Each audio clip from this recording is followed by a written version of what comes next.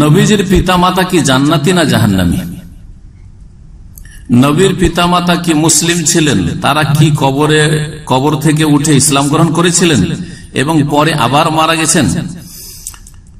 অনেক বক্তা, বড় বড় আলেম তারা বলে নবীজি জানতেন না তার বাবা মা জান্নাতি। পরে এটা অনেক আলেমরা প্রমাণ করেছেন। নবী সাল্লাল্লাহু আলাইহি ওয়াসাল্লাম জানতেন না, পরে আলেমরা কি করেছেন? প্রমাণ করেছেন যে নবীর বাবা মা জান্নাতি, অথচ নবী সাল্লাল্লাহু আলাইহি ওয়াসাল্লাম জানতেন না। তাহলে দিন শরীয়ত আসলো কার মাধ্যমে? সঠিক দিন আমাদের কাছে এসেছে একমাত্র কার মাধ্যমে? রাসূলুল্লাহ সাল্লাল্লাহু আলাইহি ওয়াসাল্লামের মাধ্যমে। কার কাছ থেকে? আল্লাহর পক্ষ থেকে। নবী হচ্ছেন মুবাল্লিগ, ইয়া আইয়ুহান নাবিয়্যু বাল্লিগ মা উনজিলা ইলাইকা মির রাব্বিক। নবী সাল্লাল্লাহু আলাইহি ওয়াসাল্লামকে আল্লাহ পৌঁছাবার দায়িত্ব দিয়েছেন, আর আল্লাহ হচ্ছেন এই দিনের বিধিবিধান দাতা। তিনি যা নাজিল করেছেন জিবরিল মারফত নবী করিম সাল্লাল্লাহু আলাইহি ওয়াসাল্লামের কাছে, তাই না? নবী সাল্লাল্লাহু আলাইহি ওয়াসাল্লাম ছাড়া যদি অন্য কোন মাধ্যম দিয়ে আলেমরা জেনে নেয়, তাহলে বোঝা গেল সেই মাধ্যমটা শরীয়ত সম্মত না। সেটা একটাই মাধ্যম হইতে পারে, সেটা হচ্ছে শয়তানি মাধ্যম হইতে পারে। কারণ শরিয়া এসছে কার মাধ্যমে? আকীদা হোক, ইবাদত হোক, হালাল হোক, হারাম হোক, নবী সাল্লাল্লাহু আলাইহি ওয়াসাল্লাম ছাড়া অন্য কোন মাধ্যম দিয়ে নেওয়ার কোন উপায় নেই। স্বপ্ন যোগে পেয়েছি চলবে? হ্যাঁ, আমাদের মুরব্বীরা বলেছেন, বুজুর্গানরা বলেছেন চলবে? তাহলে তো শরীয়ত রচনার অধিকার আল্লাহ ছাড়া আরো বহু ব্যক্তিকে দিয়ে দিলেন আপনি। হ্যাঁ, এই রাস্তা নেই, একমাত্র ওমা আতাকুমুর রাসূলু ফাখুযুহু, রাসূল সাল্লাল্লাহু আলাইহি ওয়াসাল্লামের মাধ্যমে নিতে হবে আপনাকে।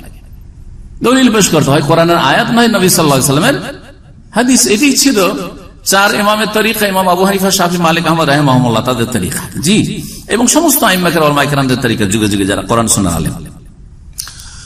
তো বলছিলাম, এখন উত্তর বলি।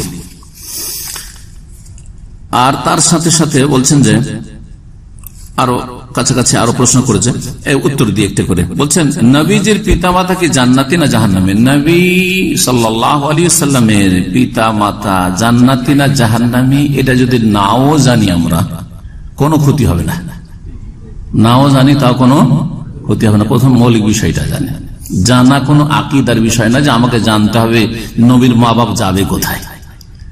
যেমন আপনার মা বাপ কোথায় যাবে এটাও জানার দরকার নেই। দরকার আছে নাকি যে আপনাকে জানতে হবে? তাহলে ইমান আপনার ঠিক হবে যে আপনার বাপ মা জান্নাতে যাবে জাহান্নামে যাবে?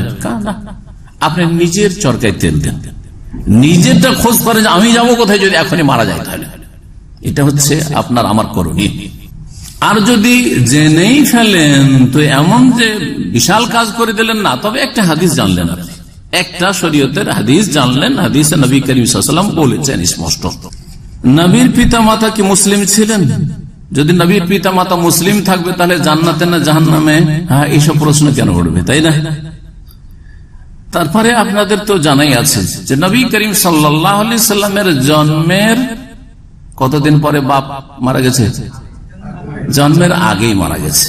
মায়ের পেটে তখনই, চোখে দেখার কোনো সুযোগই হয়নি, তাই না? তো বাপ তো আগেই মারা গেল, ভূমিষ্ঠ হওয়ার আগে। তারপরে মা মাত্র 6 বছর বয়স। নবী সাল্লাল্লাহু আলাইহি ওয়াসাল্লাম নবী হলেন কখন? 40 বছর বয়সে। তো তারা মুসলিম কি করে হবে? ইসলামের ওহী আসলো 40 বছর বয়সে, তাহলে এরা মুসলিম কি করে হলো? বুঝা গেছে? তখন কি ইসলাম ছিল নাকি? না, ইসলাম ছিল না। মক্কার লোকের ধর্ম বা মদিনার লোকদের ধর্ম কি ছিল? মূর্তি পূজা করা। কুরাইশ বংশের ধর্মকর্ম কি ছিল? মূর্তি পূজা করা। কাবার চারিদিকে 360 মূর্তির পূজা করত। আব্দুল মুত্তালিব দাদা কাবার মোতাওয়াল্লি, তারা সবাই এর সমর্থক এবং সবাই মূর্তি পূজক। সুতরাং সেই ধর্মের উপরে, শিরকের ধর্মের উপরে পিতা মাতা ছিলেন। তারা কি কবর থেকে উঠে ইসলাম গ্রহণ করেছিলেন? না, জাল কথা। যারা বলবে, হ্যাঁ, বিদাতি মোল্লাদের হুজুরদের বক্তব্য এটা, এই বক্তারা বলে যে নবী সাল্লাল্লাহু আলাইহি ওয়াসাল্লাম যখন নবী হলেন 40 বছর বয়সে, তখন কবর থেকে উঠানো হলো বাপ মাকে। আসলেন, আসার পরে কলমা পড়লেন বা কলমা পড়াইলেন নবী সাল্লাল্লাহু আলাইহি ওয়াসাল্লাম, তারপরে আবার কবরে ঢুকে গেলেন। জি, আর মাটি তো দরকার নেই, ওই আগের মাটিতেই চলেছে। জি হ্যাঁ, আউযুবিল্লাহ। এই গোমরাগুলোকে জিজ্ঞেস করবেন যে কোথায় পেলে এসব কথা? এগুলো হচ্ছে শয়তানের ওহী, মিন ওয়াহি শায়তান। এগুলো হচ্ছে শয়তানের ওহী। কারণ কোরআনে কারীমে সূরা আনআম বলেছেন, জি, ওয়া ইন্নাশ শায়াতিন লা ইউহুনা ইলা আউলিয়াইহিম লিউজাদিলুকুম যদি কোরআন সুন্নাহর ওহীতে না থাকে তো জানতে হবে যে একমাত্র শয়তানের ওহী। আল্লাহ বলছেন যে শয়তানরা ওহী করে তার বন্ধু বান্ধবদের কাছে, মিত্রদের কাছে, যাতে করে তোমাদের সাথে তর্ক বিতর্ক আর ইখতিলাফ করে। দেখেন তর্ক বিতর্ক আর এই যে ভ্রান্ত আকীদা পেশ করা কোত্থেকে আসলো? শয়তানের ওহী থেকে। শয়তান এসব কুমন্ত্রণা দিয়েছে এবং পরে আবার মারা যান। ভিত্তিহীন কথা, অনেক বড় বক্তারা বলে এইসব কথা। জি, তারপরে বলছেন নবী জানতেন না তার বাবা মা জান্নাতি। হ্যাঁ, পরে এটা অনেক আলেমরা প্রমাণ করেছে। বললাম একটু আগে, যদি নবী জানলেন না তো প্রমাণ করলো কি দিয়ে? তার নিশ্চয়ই কোরআন হাদিসে প্রমাণ করেনি। কি দিয়ে প্রমাণ করেছে? জি হ্যাঁ, আল্লাহ হিদায়াত করে দেবে। এর সাথে কাছাকাছি আবার জিজ্ঞেস করছেন নবীজির পিতা মাতা কি জান্নাতি না জাহান্নামী, এই প্রশ্নটা করাও নাকি জায়েজ নাই? কেউ যদি প্রশ্ন করে যে নবীর পিতা মাতা জান্নাতি না জাহান্নামী তো গুনাহগার হবে, এইটাও নাকি করা যাবে না। তাই যদি হইতো তো নবী করিম সাল্লাল্লাহু আলাইহি সাল্লামকে এক সাহাবী এসে জিজ্ঞেস করলেন, ইয়া রাসূলুল্লাহ আইনা আবি, আমার বাবা কোথায়? সহিহ মুসলিমের হাদিস, সহিহ মুসলিমের 302 নম্বর হাদিস। আইনা আবি, আমার পিতা কোথায়? তখন নবী করিম সাল্লাল্লাহু আলাইহি সাল্লাম বললেন যে ইন্না আবাকা ফিন্নার, তোমার বাবা তো কুফর অবস্থায় মারা গেছে, জাহান্নামে গেছে, ওই অবস্থায় মারা গেছে, ইসলাম কবুল করার আগে জাহান্নামে। তখন তাহার উপর শোকের ছায়া নেমে আসল, মনটা ভারী হয়ে গেল, বড়ই দুঃখিত।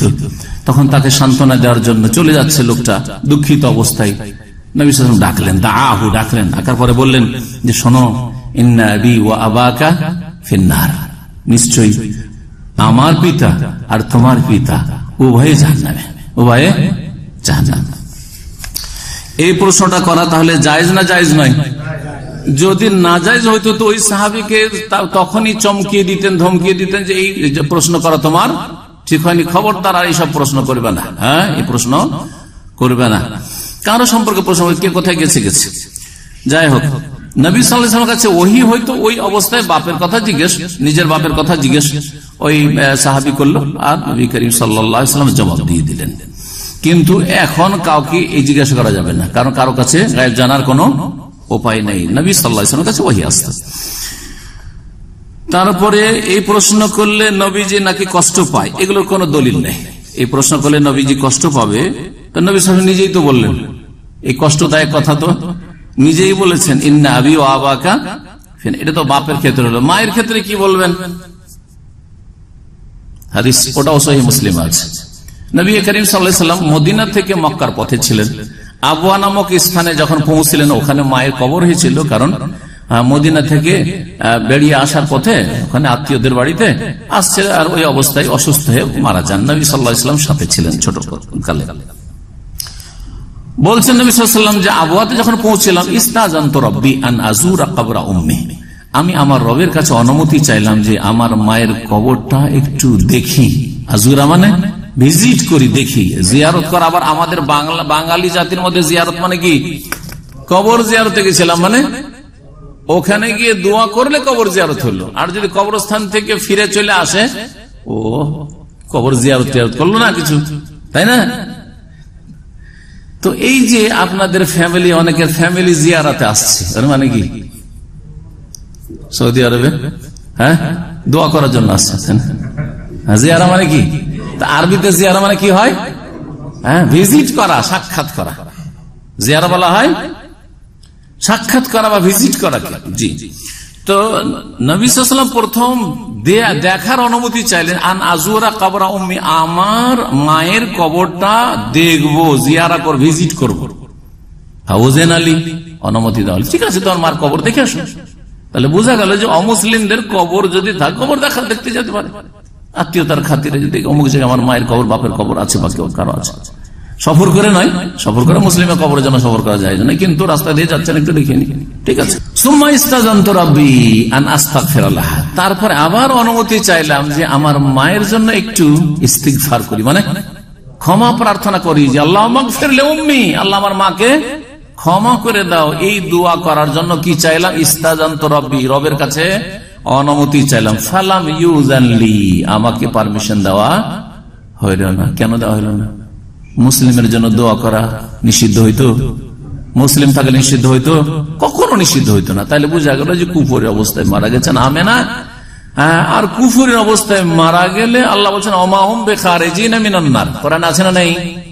যারা কুফরের অবস্থায় শিরকের অবস্থায় মারা যাবে তারা জাহান্নামের আগুন থেকে কখনো বের হবে না। এটি হচ্ছে ইন্নাহু মান ইউশরিক বিল্লাহি ফাকাদ হারামাল্লাহু আলাইহি জান্নাহ। যারা আল্লাহর সাথে শিরক করে কুফরি করে মারা যাবে তাদের উপর জান্নাতকে কি করেছেন? আল্লাহ হারাম করেছেন, চিরতরে হারাম করেছেন।